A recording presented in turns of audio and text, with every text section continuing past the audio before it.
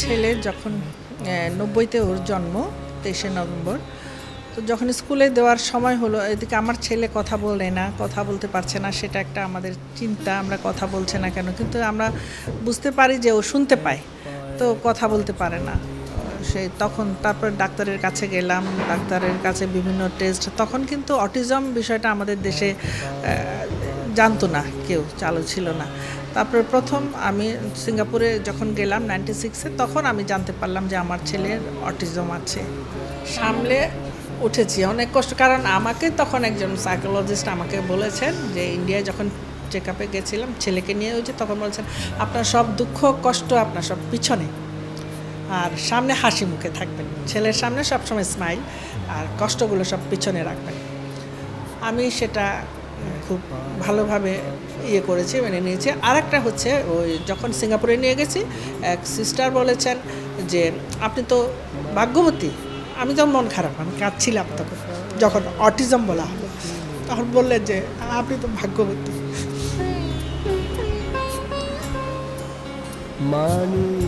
আপনার এই সন্তান স্পেশাল সন্তান সৃষ্টিকর্তা আপনাকে দিয়েছে, সব মায়েদেরকে তো দেয় না। সৃষ্টিকর্তা আপনার উপর ভরসা করে এই সন্তানকে আপনাকে দিয়েছে, আপনাকে যোগ্য মনে করেছেন যে এই সন্তান লালন পালন করা।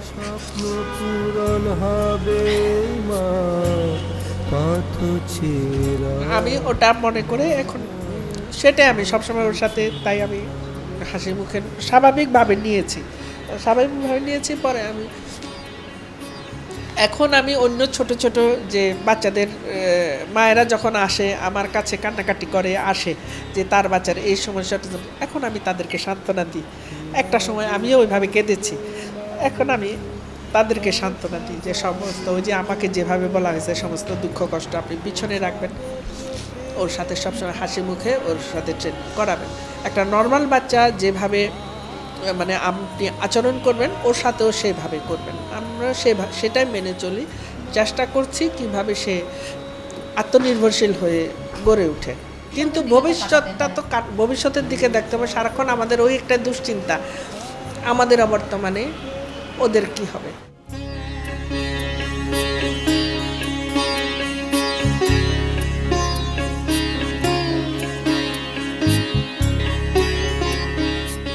আমার ছেলে যখন ৯০-তে ওর জন্ম ২৩শে নভেম্বর।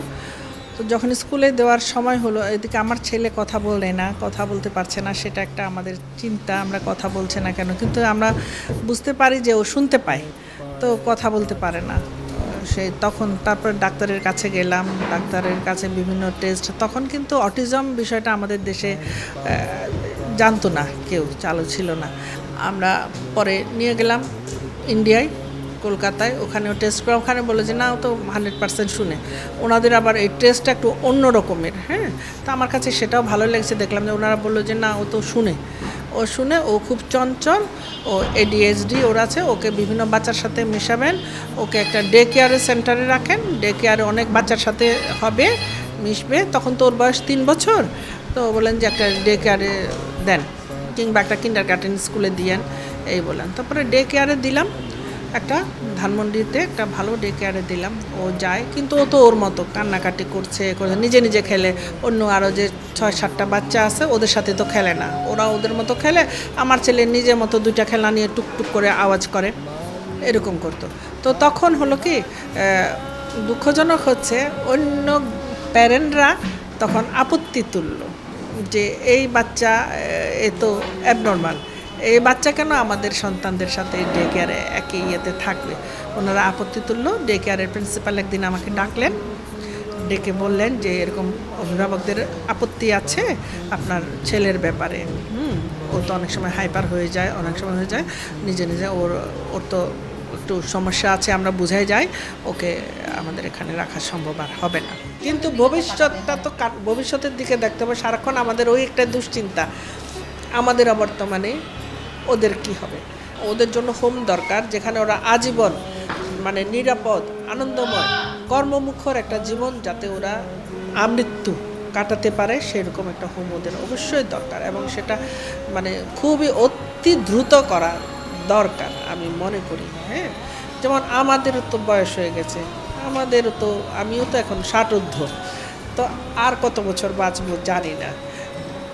এখন আমার ছেলের জন্য তো আমার দরকার একটা, যেখানে থাকলে সে আমৃত্যু সুন্দরভাবে, এখন যেরকম আমরা যেভাবে রেখেছি ওকে, সেভাবে যেন সে থাকতে পারে, একটা নিরাপদ নিশ্চিত একটা জীবন সেটা যেন করতে পারে।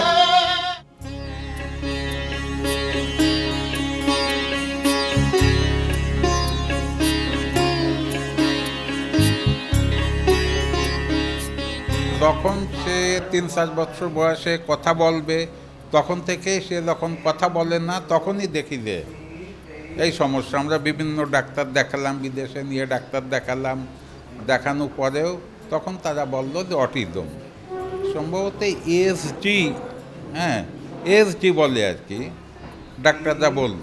এই তখন থেকে আমরা আর কি ওকে বিশেষভাবে আর কি ওর পর যত্ন নিয়ে, ডাক্তাররা বলল ওর পর বিশেষভাবে যত্ন নিয়েন আর একটা স্কুলই ভর্তি করে দেন। হ্যাঁ, প্রথমে আমরা একটা নর্মাল স্কুলে ভর্তি করলাম মিরপুরে, কিন্তু সেখানে সেই স্কুল কর্তৃপক্ষ তাকে রাখলো না, বললো যে একে আমরা করতে পারবো না।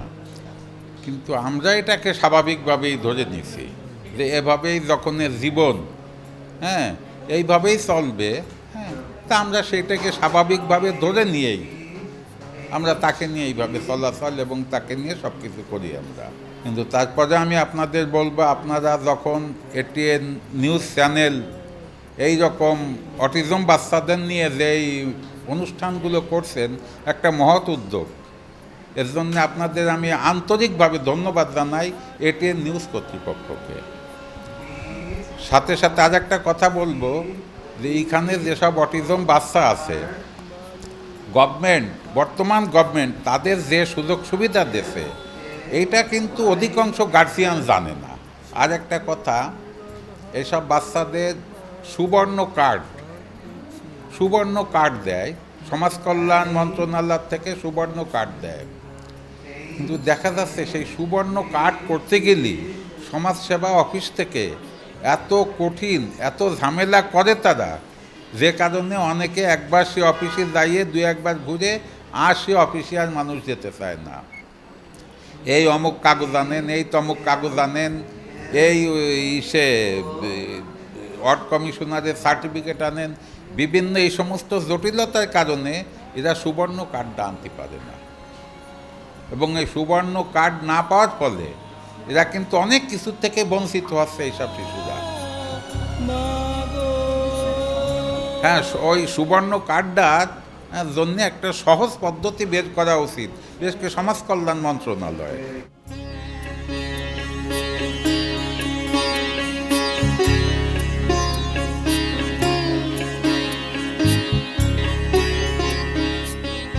বছর পর্যন্ত কথা বলে না।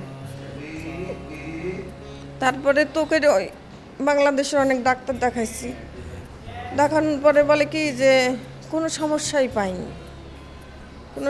পাইনি, আপনি স্কুলে ভর্তি করে দেন। তারপর আমি স্কুলে ভর্তি করে দিচ্ছি।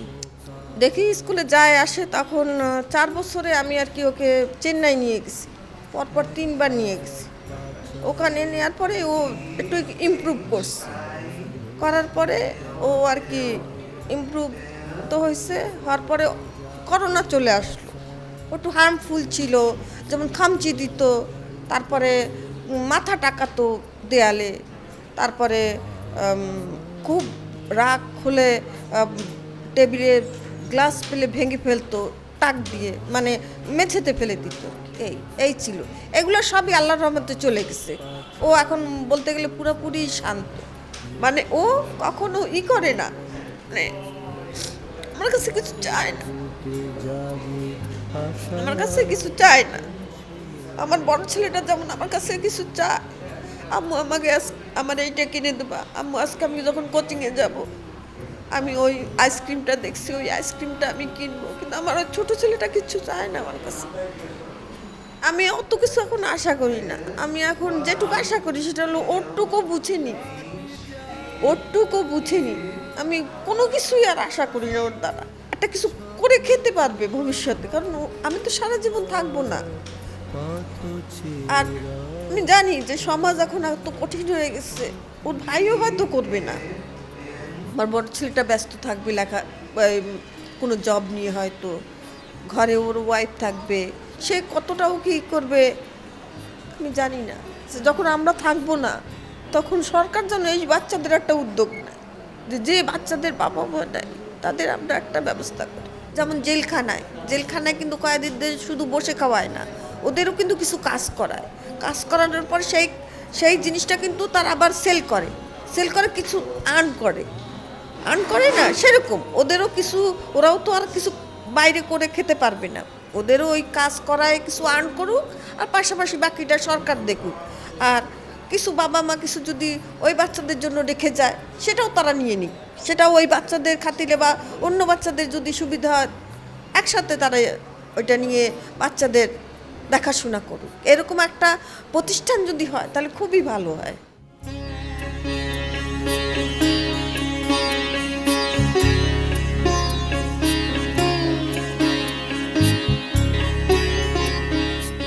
আমার মেয়ের বয়স তখন 1 বছর 6 মাস।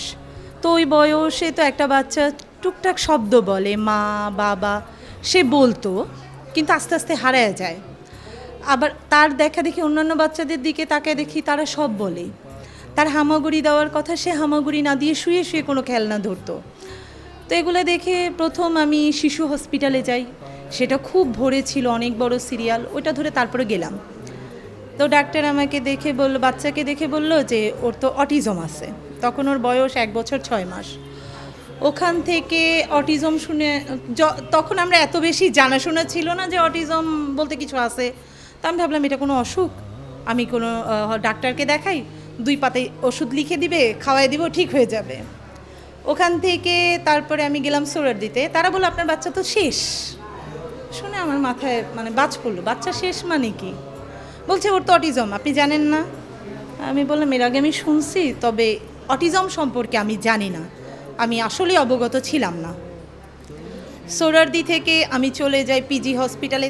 তো আমি তারপর থেকে মেয়েকে নিয়ে কাজ করছি, কখনো মেয়েকে বোঝা বা অবগতা ছিল কিচ্ছু করি না। আমার মেয়ে খুব ভালো, ও আমাকে অনেক বেশি সাপোর্ট করে, ও বোঝে সব, শুধু বলে না। এছাড়া ওভারঅল আমি হ্যাপি, আমার মেয়ে আমাকে কষ্ট দেয় না। সে কথা বলা ছাড়া তার সব আছে, সে আমার সব কথা বোঝে। সে বলার হয়তো তার কাছে ভাষা নাই, কিন্তু সে তো আমাকে বোঝে, এটাই আমার প্রাপ্তি। আর আমার প্রত্যেকটা অটিজম মায়েদের কাছে এটা বলা যে আপনারা বাচ্চাকে বলেন, থামাবেন না, আপনাদের কথাগুলো আপনারা বলেন। হয়তো ওর ভাষা নাই, হয়তো বলতে পারে না, কিন্তু ও বোঝে। আমরা হয়তো ওদের কাছে প্রেজেন্টটা সেভাবে করতে পারি না, কিন্তু ও সবটা বোঝে। আমি কোথাও যাওয়ার আগে তাকে বলি, সে সুন্দরভাবে আমার সাথে ব্যবহার করে। মা আজকে আমি ওখানে যাব, তুমি বাসায় থাকবা বা আমার সাথে যাবা, ওখানে গিয়ে অড বিহেভিয়ার করবা না, চুপ করে বসবা। সে বোঝে, সে মায়ের অসুখ হলে বোঝে, সে নিজের কাজগুলো নিজে নিজে করতে চায়, করে। এইসব দিক থেকে সে আগানো, শুধু হয়তো বা আল্লাহ কোথাও আটকায় রাখছে, না হলে আমি ভালো আছি। তো প্রথম দিকে আমি অনেক কাঁদতাম, আল্লাহর কাছে ধরতাম যে কি হইল, আমার কেন, আমি কি করলাম, আমার কোন দোষ। তারপরে দেখলাম এরকমটা হতেই পারে, এটা অস্বাভাবিক কিছু না। অটিজম মানে যে রোগ ব্যাধি এরকম তো কিছু না, এটা একটা সমস্যার সেবা করেন, আস্তে আস্তে ভালো হবে। ভালো না হলেও সে তার নিজের কাজগুলো করতে শিখুক। আমি আমার মেয়েকে নিয়ে এক্সপেক্ট করি না যে আমার মেয়ে ডাক্তার হবে, ইঞ্জিনিয়ার হবে। সে একটা ভালো মানুষ, সে নিজের কাজগুলো করলেই হবে, আর কিছু লাগবে না তার। আমার মেয়ে খুব চুপচাপ, সে আমাকে বোঝে, এটাই আমাকে আনন্দ দেয়। সে কখনো আসে না যে আমি বলছি আমার নাই, আমার কাছে সে দোকানে বায়না ধরলো, সে যাবে। আমি যখন বলছি মায়ের কাছে কোনো টাকা নেই, আমি আজকে দিতে পারবো না, সে আমাকে বিরক্ত করছে না, টানা হেঁচড়া করছে না, সে আমার সাথে হেঁটে চলে যাচ্ছে। এর চেয়ে বড় আর প্রাপ্তি কী হয়? অটিজম সম্পর্কে যখন আপনি জানবেন, তখন ওই পিছিয়ে পড়া মানুষটার হাত ধরে আপনি একটু হেঁটে যান, সে এমনিই চলতে পারবে। তাকে সবাই মিলে যদি সাহায্য করেন, অটিজম ব্যক্তির আস্তে আস্তে হয়তো আরও বাড়তে পারে। সবার জানা ভালো, এটা সম্পর্কে যত বেশি জানা থাকে তত তাকে তার চলার পথগুলো সহজ হবে, তাকে সবাই সাহায্য করবে। সে তো এমন না অটিজম মানে পাগল না, তা তার একটা সমস্যা আছে। সমস্যা আপনার থাকতে পারে না, আমার থাকতে পারে না। তার এই সমস্যাটা নিয়ে এসে বেঁচে থাকুক না, আমরা একটু সাহায্য করলেই তো সে আগাবে।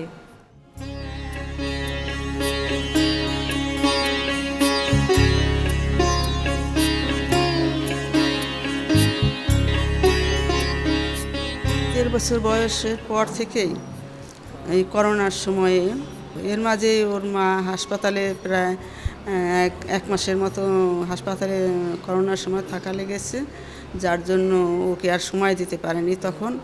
এরপরে ওর মা যখন বাড়িতে গেল, এরপরেই ঋত্বিজ ওর মায়ের সাথে একটু কেমন যেন মানে তাকায় না, চোখে চোখে তাকায় না, মায়ের সাথে সেরকমভাবে যোগাযোগ করে না। তার আগে যেমন বলতো, মা ডাক দিলেই তার কাছে চলে আসতো বা সব কিছু করতো, সেই কাজগুলো সে করে না। না করার পরে ও আমাকে বলল কি, মা তুমি ঋত্বিজ এই অবস্থা। পরে আমিও মোবাইলে ওর সাথে আবার কথা বলতে গিয়ে দেখি সত্যি ও ঘুরে থাকে। ও আগে যেমন সামনাসামনি তাকিয়ে কথা বলতো, ডাক দিত, দিদি বলতো, হাসতো, সেই কাজগুলো সে করে না, ঘুরে থাকে আর মাথা সবসময় নিচু করে থাকে। আর আমার মেয়ে যখন বলে মা ও কি করবে, ওরে দিয়ে কি করবে, খুব খারাপ লাগে। আমার মেয়ের ভবিষ্যৎটা মায়ের বুকে জাগে বলে, আমার ভবিষ্যৎকেই মা কি করবো আমি ওরে দিয়ে। তখন আমি বলি, বাবা সাহস হারায়ও না, সাহস হারায়ও না, ও ঠিক হবে। সবাই যেমন কতজনে দেখেন যে ইউনিভার্সিটি পাস করাইও সেই বাচ্চা কিন্তু নষ্ট হয়ে যাচ্ছে। কতজনে ডাক্তার, ইঞ্জিনিয়ার বানানোর পরও সেই বাচ্চা সঠিকভাবে কিন্তু অনেক সময় লাইফে মানে জীবনের শেষ কোথায় আমরা কেউ বলতে পারি না, কিন্তু মানে ওই শেষের দিকে যে কতজনে দেখেন যে নিজের লাইফে সুন্দরভাবে সে গুছাইয়ে কিছু করতে পারছে না। তাহলে তোমার বাচ্চা অটিজম হয়েছে, তাতে কী হয়েছে? তোমার বাচ্চাও পারবে, কোনো না কোনোভাবে সে পারবে, কিছু পারবে, না পারার কিছুই নাই। তুমি শিখাও, সে কিছু একটা করবেই, দেখবা। এই আর কি। তুমি ওর মা ডাক্তার, তো ডাক্তার হইতে না পারো, ওর বাবা ম্যাজিস্ট্রেট হইতে না পারো, ও অন্তত তোমাকে নিজের কাজগুলো নিজে গুছাইয়ে করতে শিখুক, নিজের মতো করে সব কিছু শিখুক। আর সেক্ষেত্রে যদি প্যারেন্টসরা তো করে, প্যারেন্টসের সাথে সমাজের গণ্যমান্য যারা ব্যক্তি আছে সবাই যদি আরও একটু আর্থিক সহযোগিতা কিংবা আপনার যে সামাজিকভাবে সবাইকে উৎসাহ প্রদান, এই কাজগুলো যদি করে, তাহলে দেখা যায় যে আমাদের প্যারেন্টসরা মনের যে সাহসটা, এটা কিন্তু বড় দরকার। আমার আশেপাশের লোক সবাই বলে ঠিক হয়ে যাবে, দেখেন ঠিক হয়ে যাবে। এই যে ঠিক হয়ে যাবে কথাটা, এটা কিন্তু মনোবল বাড়ায় দেয়, চাঙ্গা করে দেয় অনেক। এই জিনিসটা অনেক দরকার। এই কাজগুলো যদি করে, যেমন রাস্তায় চলছে একটা আমাদের বাচ্চা, যে ওদের একটু সমস্যাগ্রস্ত বাচ্চা বললাম, এখন হয়তো রিক্সাওয়ালা দেখা যায় উঠতে পারতেছে না, সে একটু হেল্প করলো উঠানোর জন্য, বা পাশে একজন দোকানদার বসে আছে, সে যদি বাজে কথা না বলে, অনেকে কিন্তু বলে আপা, অনেকে যেমন আমি ঋত্বিজকে নিয়ে যখন বাসে যাই তখন মাঝে মাঝে অনেকে বলে ও কি কথা বলতে পারে না, আচ্ছা না, তা কেউ বলে যে আপনার বাচ্চা সামলান, আপনার বাচ্চা নেন, এই কথাগুলো বলে। আবার কেউ কেউ অনেক আদর করে দেয়, বাবা তুমি ব্যথা পাবা, সুন্দরভাবে বসো, অনেক আদর করে দেয়। তাহলে যে লোকটা আদর করে দেয় তার প্রতি আমার শ্রদ্ধাবোধ বেড়ে যায়, আমার মনে হয় যেন আমার পাশে একজন আমার আছে। মানসিক সাপোর্টটা অনেক দরকার, মায়েদের দরকার, ওই পরিবারের জন্য দরকার, বাবাদের জন্য দরকার, সবার জন্য দরকার। এটা যদি সমাজের সবাই দিয়ে সবাইকে একটু মানে সাপোর্টটা দিয়ে যদি একটু রাখে, তাহলে দেখা যায় যে সবাই মনের দিক থেকেও শান্তি পেলো, বা বললো যে না আমার বাচ্চা অটিস্টিক হচ্ছে, তাতে কী হয়েছে, আমার পাশে সবাই আছে।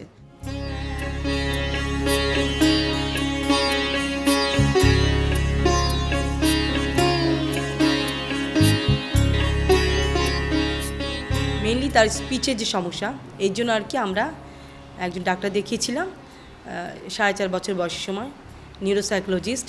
উনি কিন্তু বলেছিলেন যে ও অটিজম বর্ডার লাইনে আছে, কিন্তু অটিজম হয় নাই 4.5 বছর বয়সে। কিন্তু যখন আমরা তাকে নর্মাল স্কুলে দিয়েছিলাম 6 বছর দিকে, তখন তার যে বিহেভিয়ার সমস্যা ছিল, যেমন প্রথমে হাত দিয়ে বাড়ি দিত, হাত আটকে রাখলে মাথা দিয়ে একটা বাড়ি দিত, অন্যকে আর কি আঘাত করতো, যে তারপরে মাথা আটকে রাখলে পা দিয়ে আঘাত করতো। এইভাবেই সে তার স্কুলে সে থাকতে পারতো না, যার ফলে এই যে একটা বিগ কমপ্লেন। তারপর আমরা জাতীয় প্রতিবন্ধী উন্নয়ন ফাউন্ডেশন, সেখানে যে চিকিৎসা কেন্দ্র ছিল, সেখানে গিয়ে ওর অ্যাসেসমেন্ট করানো হলো। তখন ডাক্তার বললো যে ওর অটিজম আছে।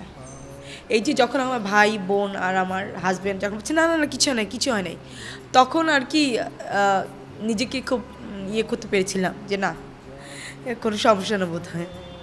পরে যখন দেখলাম যে ওর এডুকেশন প্রবলেম, স্পিচ প্রবলেম, তারপরে সমাজে কারোর সাথে আমরা অ্যাডজাস্ট করতে পারছিলাম না, আত্মীয় স্বজন থেকে প্রতিবেশী সবার কাছ থেকে এক প্রকার যখন আমরা বিভিন্ন ব্যাড এক্সপিরিয়েন্সের সম্মুখীন হচ্ছিলাম, তখন একটা ইসের বিষয় আসলো যে এটা আবার কী সমস্যা, যে এই কোনো সমাধানই নাই। তারপর আবার এই মানে এটা কী জিনিসটা, আবার প্রতিবন্ধিতাও, হ্যাঁ, সব কিছু নিয়ে একটা এরকম একটা গোলক ধাঁধার মধ্যেই ছিলাম।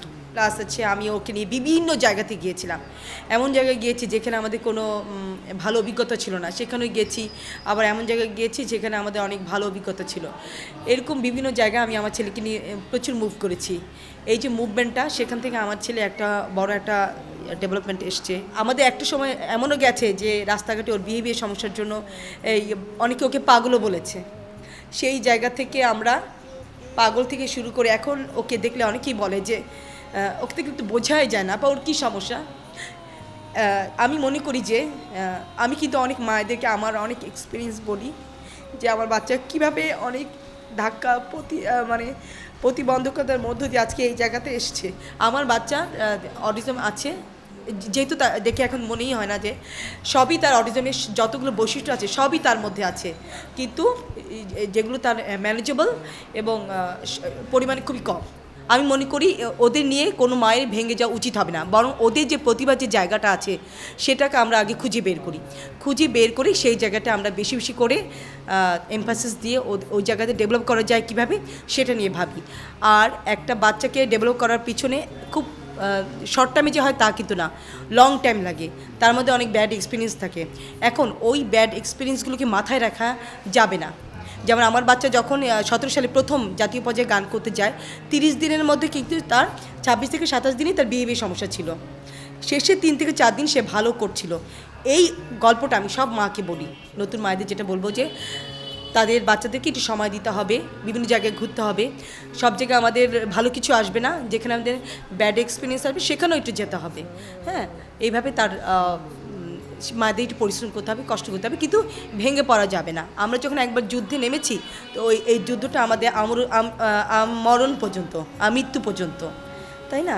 আমি চিন্তা করি যে আমার মৃত্যু পরে তো আমার বাচ্চাকে দেখার জন্য কেউ নেই, তাহলে ওর জন্য অল্টারনেটিভ জিনিসটা কী আসবে? তো এখন যেটা আমি উপলব্ধি করি যে আমাদের পরে আমরা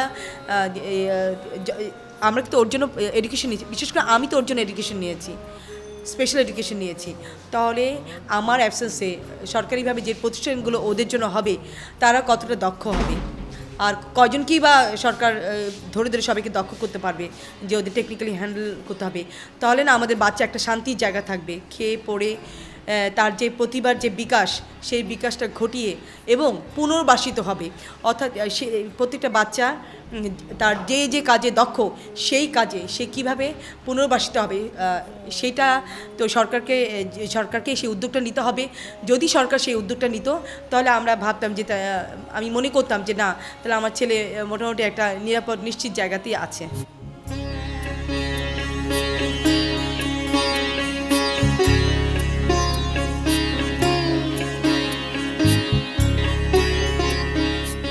অ্যাকচুয়ালি আমি 4 বছর পর্যন্ত বুঝতে পারিনি।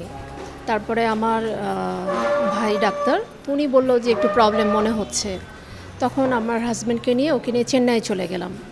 ওইখানে আমি জানতে পারলাম যে ও অটিজম। তো ওখানে তো বললো যে নো মেডিসিন নো সার্জারি, একটা স্পেশাল স্কুলে যাও, বাচ্চাকে দাও, ওর সাথে সোশ্যালিজম করো, বেশি বেশি মানে মানুষের সাথে উঠাও বসাও, সাধারণ একটা স্কুলে দিবা। তারপর তো চলে আসলাম। প্রথম 1 মাস খুবই ফ্রাস্ট্রেটেড ছিলাম, একটাই বাচ্চা এমন হলো কেন। তারপরে 1 মাস পর চিন্তা করলাম যে না, দিয়ে দিই স্কুলে। আর আমি জব করতাম, আমি জব ছেড়ে দিয়েছি।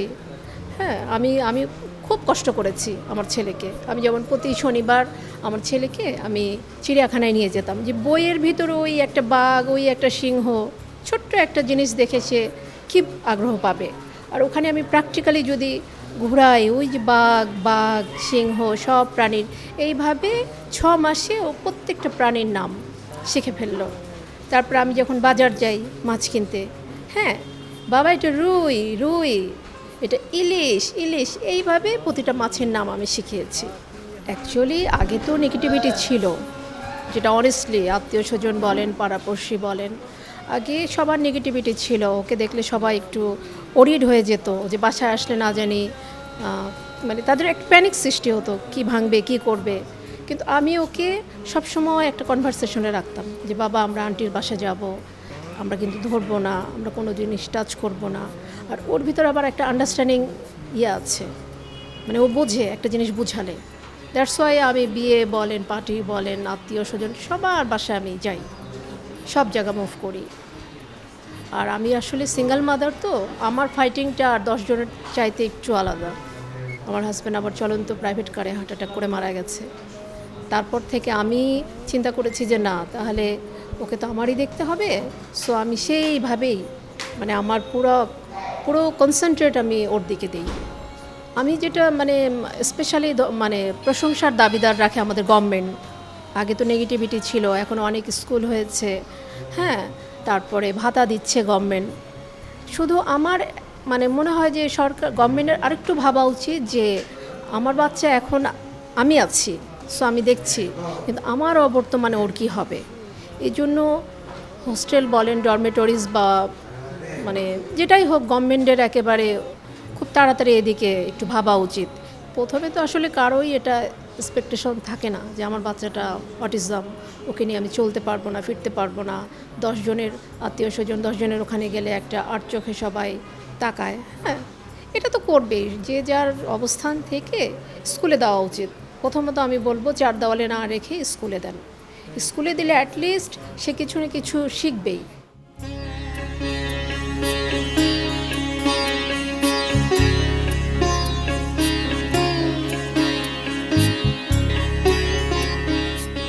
ও তো 1 বছর পর্যন্ত স্বাভাবিক ছিল। আমি একদিন ওরে প্রশ্ন করেছি, বাবা তোমাকে কে মেরেছে? বলেছে দাদু। হঠাৎ করে 1 বছর পর ও হাঁটা বন্ধ করে দিল, কথাও বন্ধ করে দিল। তারপরে হাঁটাটা শুরু করেছে, কিন্তু কথাটা আর শুরু করে নাই। এই 8.5 বছর পর্যন্ত এই রকমই রয়ে গেছে। কথা বলতে একটা শব্দ বলে। আর এর আগে 1 বছর পর্যন্ত মানে প্রশ্ন করলে উত্তর দিত, কিন্তু 1 বছর পরে শুধু যত প্রশ্নই আমি করি উত্তর দিবে না, হাসবে বা এড়িয়ে যাবে, কিন্তু একটি শব্দ বলতে পারে, মাম্মাম। বা মনে করেন আমাকে হয়তো আমি বাসা থেকে নিচে বের হলাম, ও বারান্দায় দাঁড়িয়ে আছে, আমাকে দেখে বাবা, কোনো সময় বাবা ডাকছে একটা আকর্ষণের জন্য, যে আমি তাকাই ওর দিকে। তো অটিজম সেন্টারে পড়ে গেলাম, যে কানের পরীক্ষা তো করতে পারি না, আপনারা একটু অ্যানালাইসিস করে দেখেন। তো ওরা অটিজম সরাসরি আমাকে বলেনি, তারপরে একটা মানে কি বলে কাউন্সিলিং করেছে, এবং একটা ছোট্ট বইও দিয়েছিল আমাকে, যে আপনি এইভাবে আয়নার সামনে কথা বলবেন বা এটা সেটা বলবেন, এইরকমভাবে তারা বলছে। তো আমি অনেক চেষ্টা করেছি। আমি মানে মনে করেন বাসায় থেকে 3-4 মাস আমি জার্নালিজমও করি নাই, মানে চাকরি অফ দিয়ে আমি 3-4 মাস ওরে চেষ্টা করেছি আয়নার কাছে বলা, বা এরকম যেভাবে ওরা বলে দিছিল, বা বারবার কথা বলা, সবগুলো আমি ওইভাবে ওর সঙ্গে ট্রাই করেছি, কিন্তু স্পিচটা আর আসে নাই। মানে ওই একটা শব্দে এখনও রয়ে গেছে। আমাকে না, শুধু যারা এই ধরনের অটিজম বাচ্চা যাদের আছে, সবারই এরকম মনে একটা আছে যে এই বাচ্চাটার কি হবে ভবিষ্যতে। কারণ হয়তো আমরা এক সময় তো কর্মক্ষম আর থাকবো না। আমি সাংবাদিকতা করছি, এক সময় আমি রিটায়ার্ড হব, আমার ওয়াইফ MBBS ডাক্তার, ও একদিন হয়তো আর চাকরি করবে না বা প্র্যাকটিস করবে না, তখন তো এই বাচ্চাটাকে কে দেখবে? মানে এটার জন্য আমি মনে করি যে বাংলাদেশ সরকারের পক্ষ থেকে যদি এরকম হয় যে হ্যাঁ, বাচ্চাটাকে দেখার জন্য মানে মা বাবার অ্যাবসেন্সে যদি ওই অভিভাবকের অন্য কোনো সন্তান না থাকে, তাইলে রাষ্ট্র এটা যদি দায়িত্ব নিতে পারত, তাহলে আমি হয়তো মনে করেন না হইলেও আমার ইনকামে চলে যেতে পারবে আমার বাচ্চা বা এটা, কিন্তু অনেক গরিব বাচ্চা আছে যাদের অটিজম আছে, তারা কি করবে? তাদের মা বাবা তো ওইরকম কিছু মানে সুযোগ তৈরি করে যেতে পারবে না।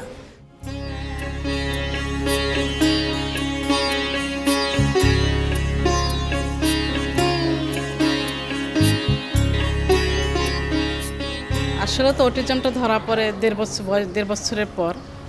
কিন্তু ওর তো স্বাভাবিক বাচ্চা ছিল, যেটা গ্রামের সবাই আমাদের মা চাচিরা বলে যে অনেক বাচ্চারা লেটে কথা বলে, যে 18 মাস যখন ওর বয়স বা 2 বছরের হয়ে যাচ্ছে কথা বলে না, তখন আমাদের কাছে একটু চিন্তিত মনে হয়েছিল। যদিও তখন করোনাকালীন সময় একদম মানে দেশের অবস্থা তো অবশ্যই খারাপ ছিল, তখন ভর করোনা চলে। তখন ধাক্কা তো অবশ্যই, এটা তো প্রত্যেকটা বাপ মার জন্য একটা আমি মনে করবো ধাক্কা, কারণ এটা যদিও সৃষ্টিকর্তা সবাইকে দেয় না, আবার কিছু কিছু আমাদের মতো প্যারেন্টসদেরকে আল্লাহ দিচ্ছে, এটা আমরা মেনেও নিতে হবে এবং আমাদের জন্য এটা অবশ্যই চিন্তিত একটা বিষয়। এবং এটা তো মানসিক অশান্তি আমাদেরকে কারণ থাকে, কারণ এই বাচ্চারা তো কিছুই বুঝে না। আপনার শারীরিক একটা সমস্যা থাকলে প্রতিবন্ধী হইলেও সেটা মানা যায়, এটা তো ব্রেনের সমস্যা, তাই না? এটা তো স্নায়ুতন্ত্রে কোনো বিকাশ নেই এই বাচ্চাদের, অবশ্যই তো ধাক্কা এটা আমাদের জন্য, এটা তো অতি স্বাভাবিক, কারণ বাচ্চা তো ফেলে দেওয়া যাবে না। আমি মা বাবা যতদিন আছে আমরা তো অবশ্যই আগলে রাখবো, পরবর্তীতে হয়তো আমাদের পরবর্তী জীবনটা জার্নিটার জন্য আমাদের জন্য টেনশনের ব্যাপার। জি, আশেপাশের পরিবর্তনকে আমাদের সমাজে এটার ব্যাপারে এখনও সচেতনতা আসে নাই, এটার জন্য আপনার প্রচারটা খুব দরকার। টিভি বলেন, আপনার সামাজিক যোগাযোগ মাধ্যম বলেন, এটার জন্য প্রচারটা দরকার, কারণ এখনও অনেকে বুঝে না অটিজম কী বা স্পেশাল চাইল্ড কি, বিশেষ চাহিদা সম্পন্ন শিশু কি, এরা অনেকেই বুঝে না। অনেকে বুঝে না বিদায় বাজে কমেন্টস করে অনেকে, বা তারা স্বাভাবিকভাবে নেয় না। কোথায় বেড়াতে গেলে সমস্যা, পার্কে যান, ঘুরতে যান বা বেড়াতে যান, আত্মীয় স্বজনের বাসায় যান, অবশ্যই তো আমাদের এটা প্রবলেম, এর একটা প্রবলেম হয়ে দাঁড়ায় তখন এই বাচ্চাদেরকে নিয়ে।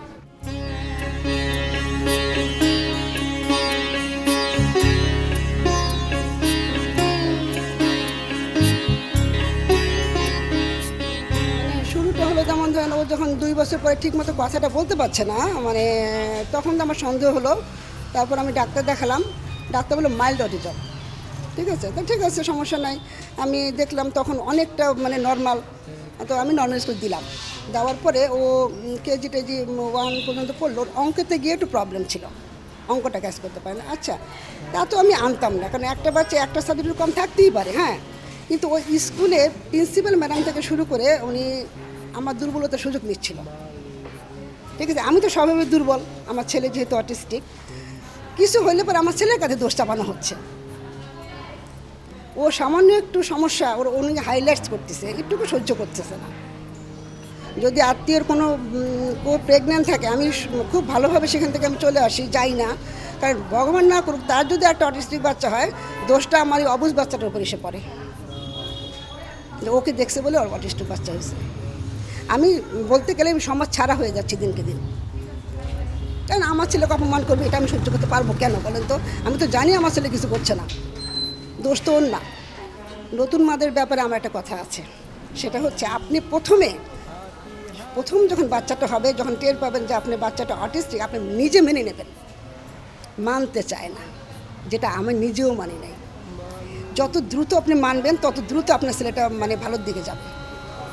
আপনি ছেলেকে লুকায় রাখবেন, আপনি নিজে লজ্জিত বোধ হবেন, এটা আপনার কোনো লজ্জা না। সৃষ্টিকর্তা তো ওকে জন্ম দিতে লজ্জা বোধ করে নাই। আপনি যদি পারতেন তাহলে আপনি যদি অটিস্টিক বাচ্চা জন্ম দিতেন না, তারপরে আপনি পারেন না, আপনার হাতে নাই, তাহলে আপনি কিসের কেন লজ্জা পাবেন? অ্যাট ফার্স্ট আপনি নিজে মানবেন আপনার ছেলে অটিস্টিক, তারপরে আপনি ওর ভালোর জন্য যা যা করতে হয়, আর লোকজনকে একটা ড্যাম কেয়ার করতে হবে। যেসব লোক মূর্খ তাদেরকে কেয়ার করে কোনো লাভ আছে? ওরা তো মূর্খ, ওরা তো বুঝতেই পারে না। তা মূর্খের কথা শুনে তো কোনো লাভ হবে না। কোনো সমস্যা নাই, হ্যাঁ আমার ছেলে অটিস্টিক, কোনো সমস্যা নেই। হ্যাঁ, কিন্তু এই যে আমার একমাত্র ছেলে, আমার রাখার কোনো জায়গা নাই। ঠিক আছে, আমি আত্মীয় স্বজনের কাছে না মান সম্মান বিসর্জন দিয়ে দিয়ে পড়ে থাকি। যদি এতটুকু ভালোবাসার প্রতি সৃষ্টি হয়, যদি আমি আমার মৃত্যুর পর ওকে একটু দেখে, আজকে যদি সরকার এই দায়িত্বটা তুলে নেয়, তাহলে আমাদেরকে, আমাদের এই সব অটিজম সোসাইটিকে এতটা হিউম্যানেট হতে হয় না, এতটা চিন্তার মধ্যে থাকতে হয় না।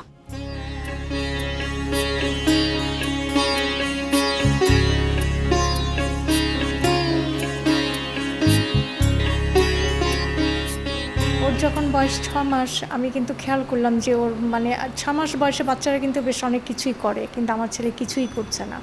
আমরা কিন্তু তখন থেকেই আমরা নোটিস করছি যে সামথিং ইজ রং, হ্যাঁ, যে কিছু একটা সমস্যা ওর মধ্যে আছে, কিন্তু সেটা আমরা বুঝতে পারছি না। যেমন 6 মাস বয়সে কিন্তু বাচ্চারা বাবলিং করে, বাবা দাদা মামা এই ধরনের নানা কিছু করে, আমার ছেলে কিন্তু করছে না। তারপর যখন না একটু বড় হলো, 8 মাস 9 মাস বয়স হলো, ওকে ডাকলে ও কিন্তু ফিরে তাকাচ্ছে না। ও তাকাচ্ছে যখন তার মনে চাইবে, কিন্তু আমি ডাকছি শাবাব এদিকে তাকাও এদিকে তাকাও, কখনোই সে রেসপন্স করছে না।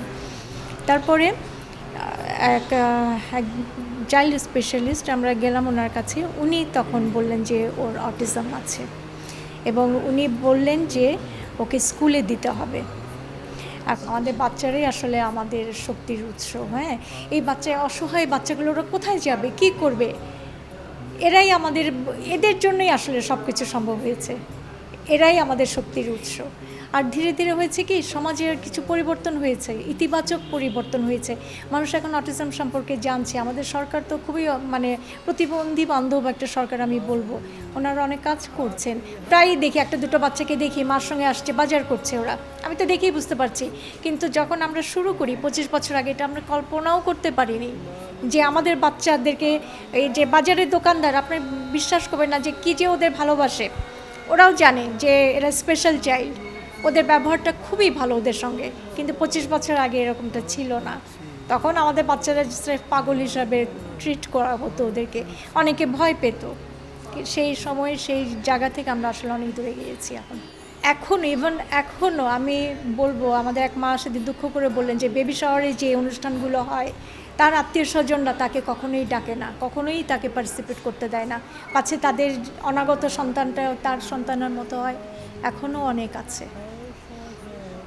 আমরা এখনও অনেক কাজ করার বাকি, আমাদের অনেক কাজ আমাদের করতে হবে। সমাজকে আরও অনেক মানে সহনশীল হতে হবে আমাদের এই ধরনের স্পেশাল বাচ্চাদের প্রতি। আমি সবার আগে বলবো বাচ্চাকে অ্যাকসেপ্ট করতে হবে। হ্যাঁ, বাবা মারা যখন জানতে পারেন বাচ্চার অটিস্টিক, একটা বিশাল একটা ধাক্কা কিন্তু তখন তাদের মধ্যে, তখন তারা ভাবেন যে এর কোনো ভবিষ্যৎ নেই, কি হলো, হ্যাঁ, ওনার একটা মানে অন্ধকার একটা মনে হয় যে একটা পানিতে পড়ে গেছেন, একটা বিশাল সমুদ্রের মধ্যে পড়ে গেছেন। আসলে ভয় পাওয়ার কিছু নেই, বাচ্চাকে সবার আগে অ্যাকসেপ্ট করতে হবে।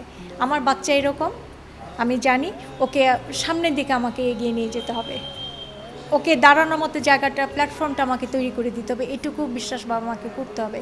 সবচেয়ে আগে বাবা মায়ের অ্যাকসেপ্টেন্স। আমি নতুন মায়েদেরকে বলবো নিজের বাচ্চাকে আপনারা অ্যাকসেপ্ট করতে শিখুন সবার আগে।